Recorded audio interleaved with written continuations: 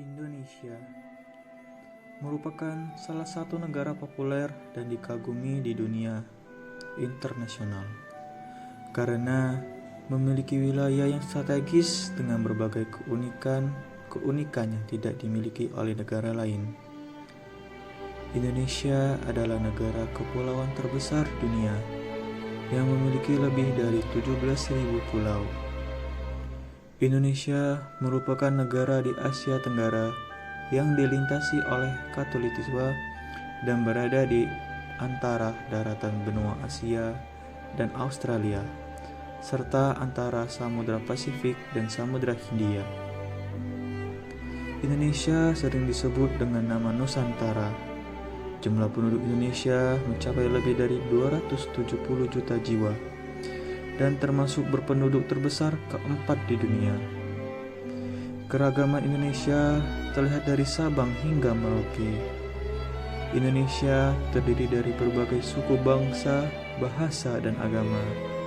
Sukunya mencapai 40 suku, di mana 270 suku terdapat di Papua. Bahasa daerahnya mencapai 583 bahasa yang digunakan di Indonesia. Bahasa resminya yang digunakan adalah bahasa Indonesia. Di Indonesia terdapat 5 agama yang diakui oleh pemerintah, antara lain Islam, Katolik, Protestan, Hindu, dan Buddha. Indonesia memiliki lebih dari 300 kelompok etnis. Setiap etnis mempunyai warisan budaya yang terus berkembang. Hal ini juga dipengaruhi oleh kebudayaan yang Indonesia yang berasal dari India Arab, Tiongkok, Eropa, dan termasuk kebudayaan sendiri, yaitu Melayu.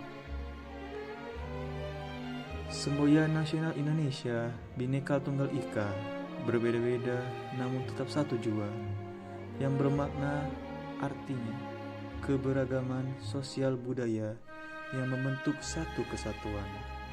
Selain memiliki populasi penduduk yang padat dan nelayan yang luas, Indonesia memiliki bintangan alam yang menjadi keanekaragaman hayati terbesar kedua di dunia.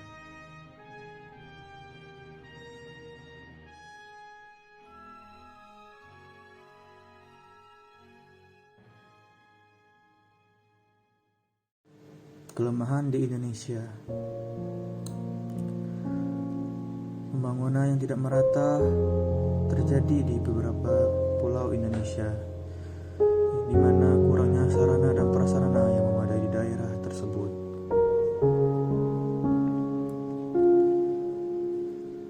Kurangan yang kedua, tingginya nilai korupsi. Indonesia terkenal sebagai negara yang tinggi nilai korupsinya, terlebih pada profesi tertentu yang bersifat melayani masyarakat. Hal ini perlu diperbaiki bila Indonesia ingin maju dalam segala bidang. Tokoh-tokoh inspiratif yang menunjukkan nilai-nilai bela negara. Yang pertama, Nurjana Hussein. Nurjana Hussein merupakan seorang pahlawan perempuan yang mendirikan Yayasan Darah untuk Aceh, Bunda. Landasannya mendirikan yayasan tersebut yakini dari keresahan saat melihat banyak penderita talasemia di Aceh, sehingga hatinya pun tergerak agar para penderita penyakit tersebut mendapatkan darah dan biaya berobat.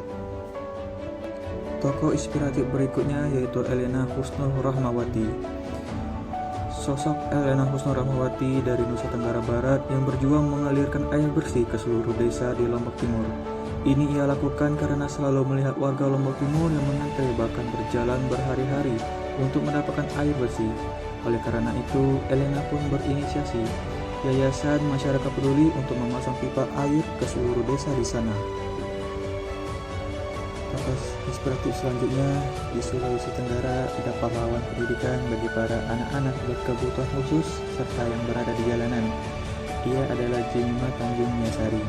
Jemima mendirikan sekolah kelompok bermain, TK, SD, dan SMP untuk berkebutuhan khusus dan tidak mampu dikendari, sehingga ia dijuluki sebagai ibu anak-anak jalanan. Dari tokoh-tokoh inspiratif tadi mencerminkan nilai-nilai bela negara, yaitu rela berkorban untuk bangsa dan negara dan cinta tanah air.